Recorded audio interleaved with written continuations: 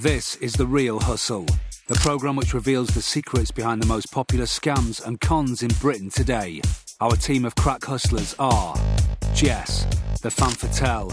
She has the looks and the skills to loosen any man's wallet. Alex, the smooth operator. With his slick patter, he can talk anyone into signing over cash. And Paul, the mastermind. His knowledge of cons, old and new, is encyclopedic. They've been demonstrating cons on members of the public for our hidden cameras to make sure you'll never get cheated again. This is The Real Hustle. In this episode, we'll see how hustlers can make money from your rubbish, rip you off in a shop, and fleece you at the pool hall. Remember, all the people in this show have been hustled for real, and after they were given their money back, they agreed the footage could be shown so that you can avoid being ripped off by the same scams. This is an ordinary suburban house, and this is the owner of the property, Mrs. E. Hornstein, about to let herself in after a day at work. She doesn't realise she's about to become a victim of crime.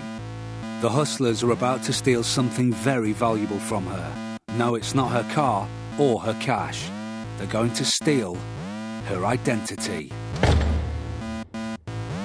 This is the ID theft hustle. ID theft is one of the fastest growing crimes in this country and globally. In general, what happens is the hustlers get hold of basic bits of information about you. They might get part of your credit card, they might get your national insurance number, anything they can find. Then they use that information to obtain credit, i.e. get loans, credit cards, all in your name. Now, when I say credit, you've got to think about debt, because basically they're mounting debt that you will be responsible for. The hustlers have collected application forms for loans, credit cards and refinance companies. They are furiously applying for credit in Mrs. Hornstein's name. But how did they get her details to fill in the forms? 2 nights previously, our hustler Paul had the unenviable task of bin rummaging.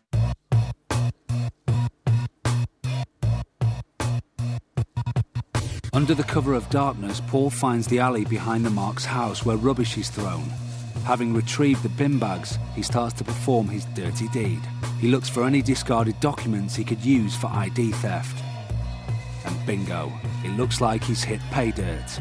2 of Mrs. Hornstein's utility bills have been discarded amongst the rubbish, which, as experts will tell you, is a common way to lose out to ID fraud. One of the ruses that the criminals use to get hold of this information is to go through your bins. It's not at epidemic levels. I don't want you to think that every day somebody is going through your bins, but it could happen. If you put any bills, any personal details in your dustbin, there are people going around late at night taking your rubbish away. After sending the forms off and waiting 2 weeks, our hustlers have now received 3 credit cards with a total credit limit of £10,000 in the Mark's name, Mrs. E. Hornstein. Rather than spending all this money fraudulently and ruining the Mark's credit rating, Alex and Jess are on their way to confront Mrs. Hornstein to demonstrate how shocking this crime really is. They have packed a purse with receipts, documents and the credit cards obtained in her name. At the Mark's address, our hidden cameras watch the action. Hello. Hi, are you Mrs. Hornstein? Yes. Yeah, just found your wallet outside. Have you? Is that not your wallet? That's my name, but it's not my stuff. We just found it on the floor. Outside. Oh my God! Somebody's. This is all my name. Are those not your credit They're cards? not mine. In fact, how strange. Miss Hornstein, I'll be honest with you. We didn't just find it.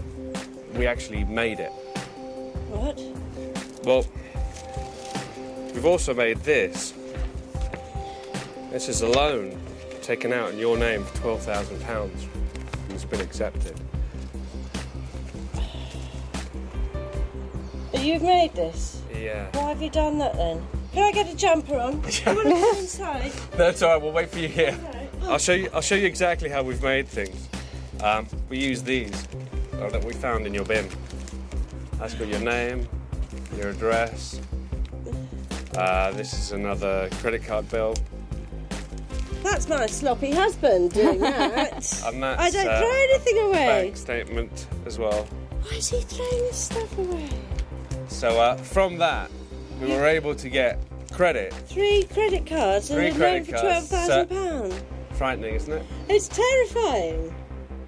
At least Mrs. Hornstein didn't actually lose her money to our hustlers, which is more than can be said for many victims of this worrying crime.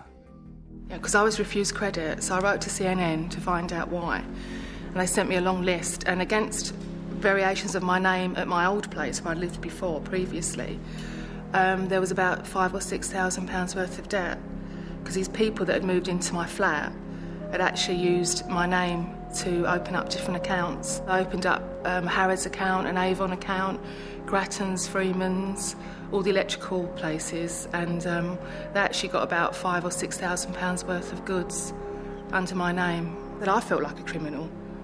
When this guy came out and said, you know, you've been refused credit, sort of thing, I sort of said, well, why? Because I knew I wasn't in debt, and, you know, so I felt embarrassed and ashamed, really.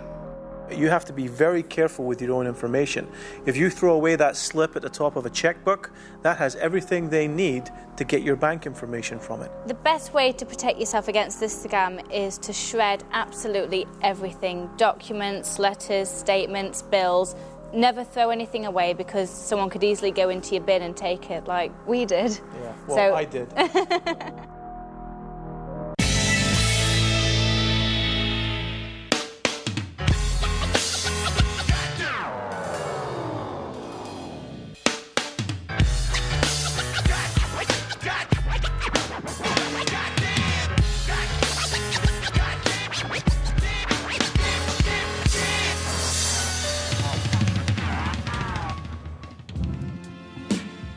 Jess and Paul are out for a stroll, but they appear to be lost. Should we just ask someone? Excuse me, do you know this area at all? Yeah. Yeah, a little bit lost. We're trying to find the nearest tube station. We were over there a little while ago, but we haven't seen one.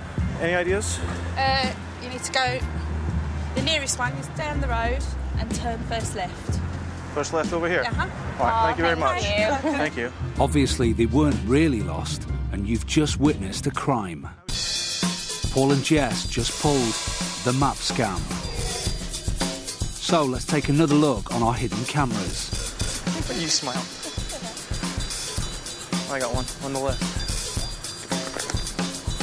Paul and Jess approached the lady at the table pretending to be lost. I don't know. We'd probably walk past 2 of them. Getting a little... Should we just ask someone?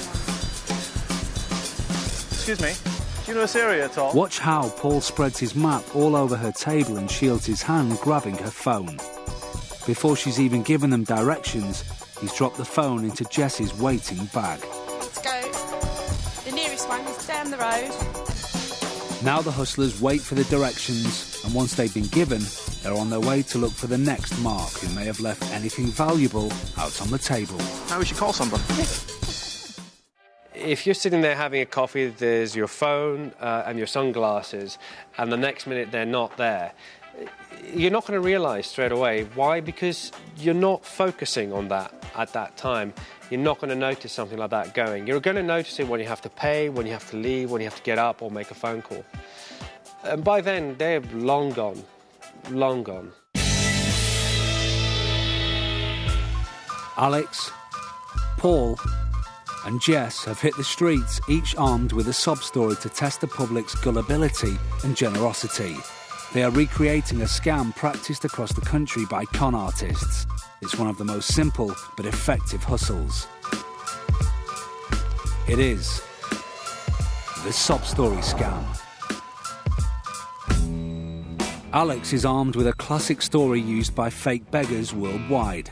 He's playing the posh gentleman who is far too well off to be a real beggar. He's picked an overpass near a busy railway station as his location. He needs it to make his fake story work. Can I ask you something? I'm wondering if you can help me. It's a bit embarrassing. Sorry, do you mind? Where do you want to go? But is that quick? I'm in a hurry. Where do you want to go? I need to go to Guildford. Guildford, yeah? Yes, and I've had everything on me nicked. Uh-huh. You couldn't spare a pound or something? Sorry, no. Thank you. Meanwhile, Paul is across town in a busy car park. he's armed himself with a different type of prop to loosen the public's purse strings. He's playing an unfortunate motorist who's run out of both petrol and money on the same day. Excuse me? Yep. Do you know there's a petrol station nearby? The nearest one is down the Cali. How far is that? It's about 10 minutes walk. I hate to trouble you, but I've run out of petrol and I've lost my wallet on the same morning. You couldn't help me, could you? I'm sorry, I haven't got a penny. Yeah, I wish. Well, thank you very much. I appreciate that. I hate to trouble you. You seem really nice. I've run out of petrol and come out with no money. If I could pay you... Whilst Paul struggles to get anyone to believe him, Jess has moved into position for her own scrounge. Another person's misfortune is Jess's key to a fortune. She's found a car that's been clamped and is about to put her sob story into play. Excuse me, I'm really, really sorry to do this. I've got a bit of a problem. My car's been... I've just been to a casting just down the road. I'm from Sheffield and I've got to get back up again. And you know, I feel really, really cheeky for doing this. It's £115. I've just been to my bank now. I've only been able to get out 100. To back up the story, Jess now produces her prop, a wad of cash. Can she prove that if you have money, you can make money? I mean, would you be able to lend me something? I'll pay you back. If you give me your address, I'll send it in a cheque. I really need to get back up to Sheffield. I've only got enough to get back. Anything, £1, I mean, anything really. I'll need to go around.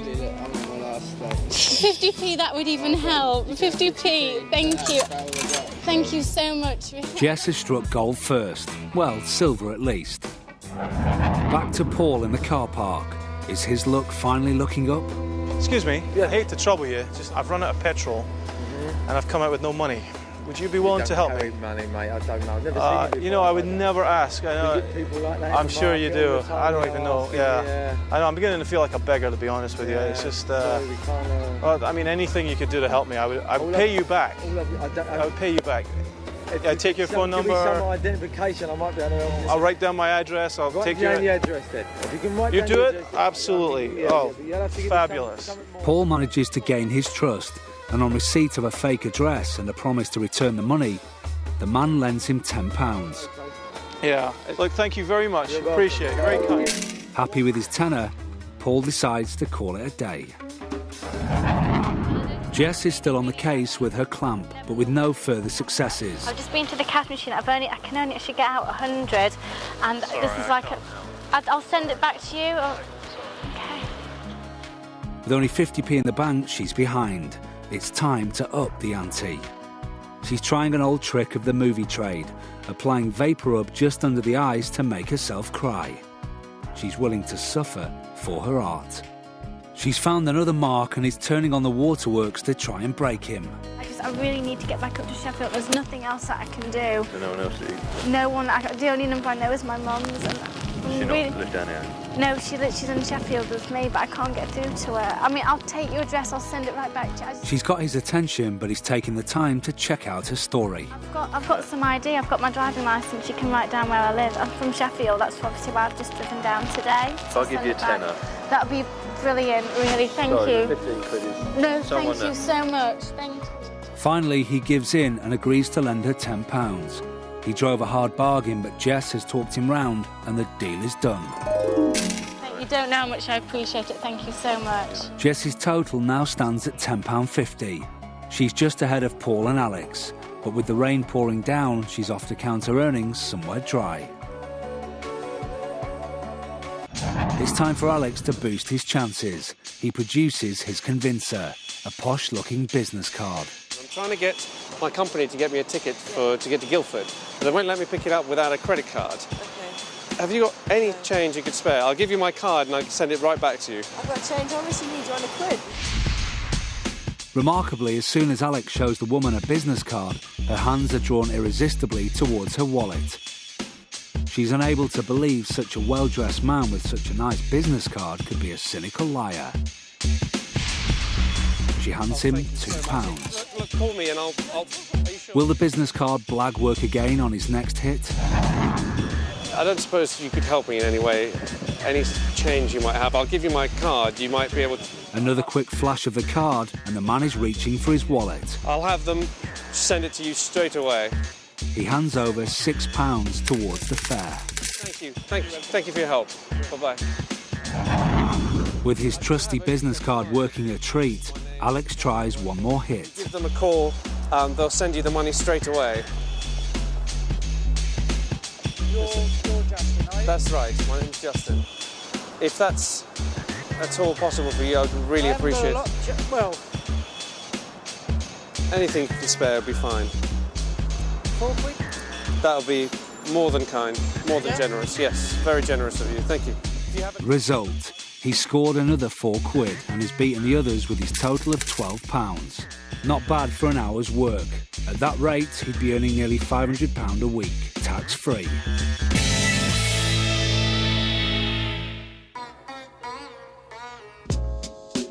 Jess, Alex and Paul are at this bar to shoot some pool and size up their next hustle. They've got a scam up their sleeve and are looking for a local punter to test with a pool proposition bet. Right, well, I got a shot for you to try. Okay? It's quite simple. Jess has homed in on a mark. I want to see if you can pop the red ball into the pocket using the white ball without touching the green ball, without touching the cushions. Think you can do it? So, Jess is proposing a shot where the cue ball pots this red ball without touching this green ball, and he can't touch the cushions either. It looks pretty difficult. I'll give it a go. Do you want to give it a go? I'll give it a go. Go on then. The shot sounds a little tricky, but our mark seems quite confident.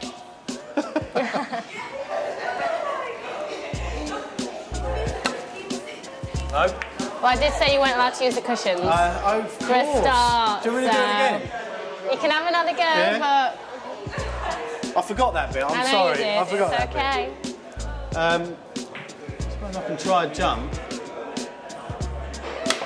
No. No. I don't think I can do it, to be honest. No? He can't make the shot. It's down to Jess to show him how it's done. But will he take the bet? Do you think I can do it? I doubt it very much. Okay, well, let's see. Pleasantly surprised if you How can. much would you be willing to bet? I'll bet you a fiver. Yeah? Yeah, why not? Come on then, put your money on the Okay. table. I've got a fiver.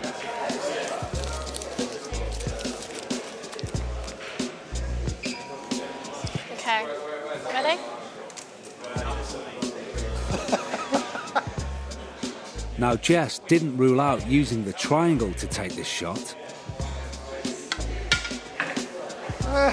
Very good. Thank you very much. Very good. She places the triangle between the green and the red ball. Now, when she strikes the cue ball, it knocks the triangle forward just enough to pop the red into the pocket, whilst the green ball remains safe inside the triangle. And I'll see you later. Thank you very much. An easy win for our hustler, and our mark seems a little hard done by. Well, in any normal table game like pool or snooker, you can't lay the triangle on the table and use it as a tool for the game. So I'd say I was pretty well cheated, yeah.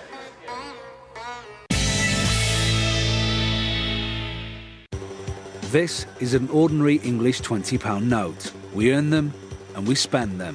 And once spent, the money's gone for good, right? Well, not exactly. Here's how £20 can be turned into £30, £40 or even £50 by a ruthless con artist. This is the change-raising con.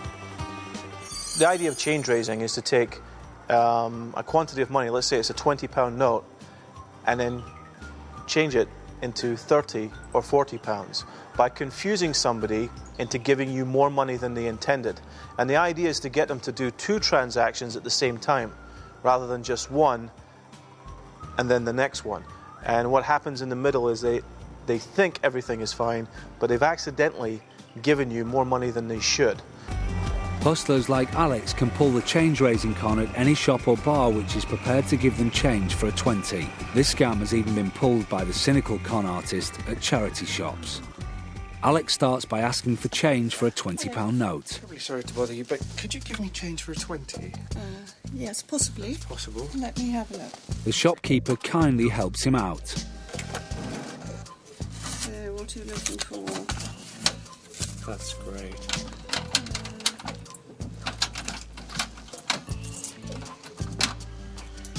Oh, fantastic. Thank you. Lovely. Thanks a lot. Thank you very much. Oh, sorry. Actually, I do. Silly of me, I do actually have some change. Could I? That's going to be a bit too much. Could I give you this for a 10? Yeah? Right. Just that for a 10? That'd be great.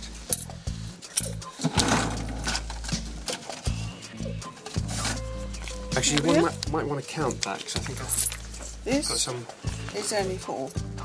Is it? 4 and... oh, so that's 9. That's 9.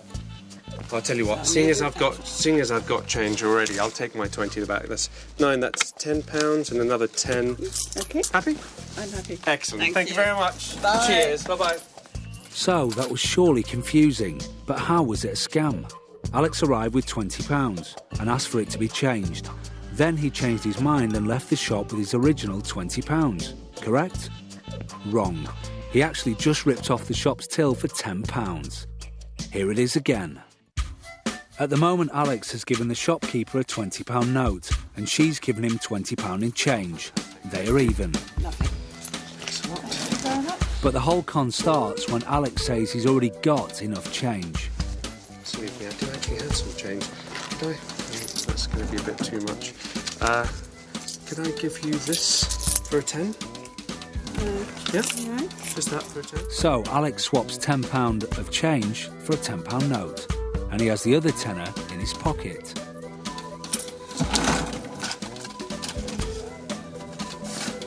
He still has £20 in total. Actually, one might want to count that. As part of the ruse, Alex has shortchanged the woman to confuse her. Is it 4 and... oh, so that's 9. That's 9. I'll tell you what, seeing as I've got change already, I'll take my 20 back. That's 9, that's £10 and another 10. Look at what Alex is about to do. That £10 on the counter belongs to the shop. The £10 note in Alex's hand belongs to Alex. By putting them together and asking her to change the lot for a £20 note, Alex is stealing £10 of the shop's money. Okay. Happy? I'm happy. Excellent. Thank you very much. Bye. Cheers. He came in the shop with a 20, she's just given him a 20, and he still has the tenner in his pocket. He's made a sly £10. Bye-bye. And is off out of the shop before the lady can work out what happened. Still confused? That's why this is such an easy scam to fall for. And what's happened is you haven't completed the first part of the transaction. You've only completed half of it. And by asking you to do one more transaction, you're losing out. The strange thing about this is even if someone tells you that they're going to demonstrate a change-raising technique, when they go through the process, most of the time you won't even realise how they got more money out of you.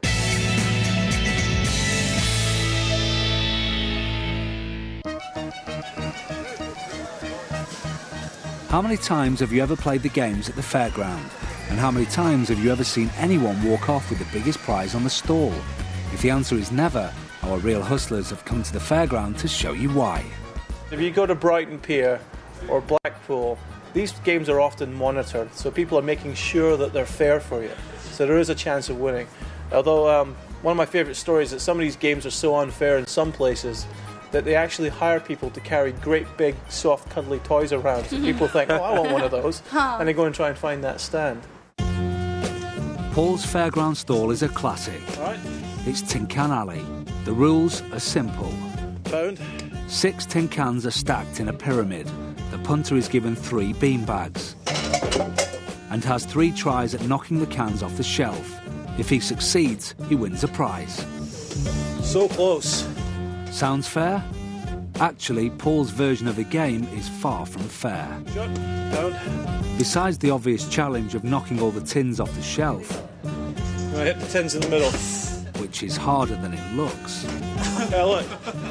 These things. Paul has a nifty hustle going on that's guaranteed to con the public out of their money.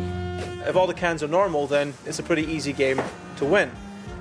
If, however, some of the cans are weighted, then it becomes a little bit more difficult. In fact, you need quite a few more attempts to get used to how to knock over those cans. And in this case, it was fixed.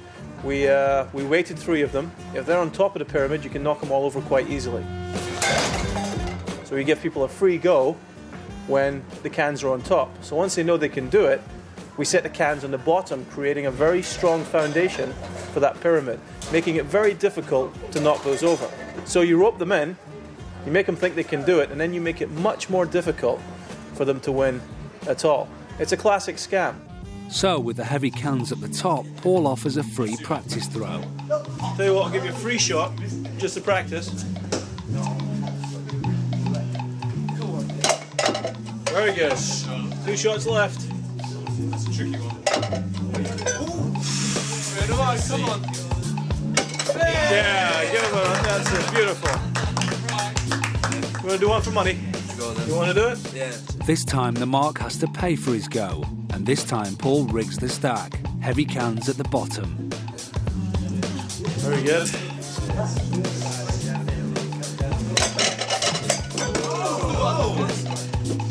Come on. No chance.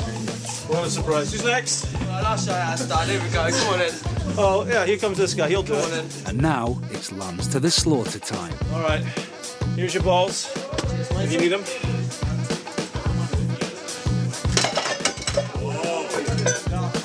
Whoa. 2 with 1. Come on, you can do it. I don't know how it's going to work out. Oh. Yeah. I'm not good at this game, I don't think. So Paul just keeps repeating the routine, switching the light for the heavy tins every time he gets someone interested. And for these reasons, Paul can stand back and watch the cash roll in. Yeah, that was pathetic. At legitimate places, you can win. Of course, it's never as easy as it looks. It's not as bad as it was in the old days. They say that back in San Francisco at the turn of the last century, when the earthquake hit, the only thing left standing were 6 cans in one of these stalls. So that's it for this week. Our hustlers have stolen a mark's identity, cheated commuters out of spare change, and rigged a fairground game. But don't worry, all the people who got ripped off were given their money back.